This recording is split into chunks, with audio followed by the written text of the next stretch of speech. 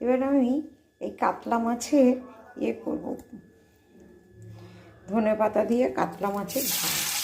তার জন্য আমি মাছগুলোকে একটা একটা করে কড়াতে ভেজে নেব।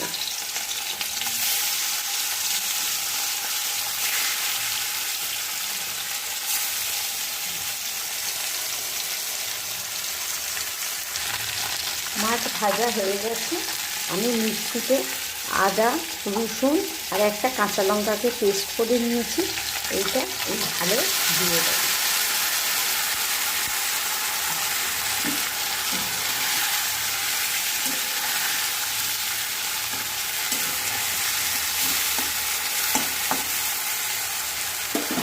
স্বাদ মতো নুন দেবো।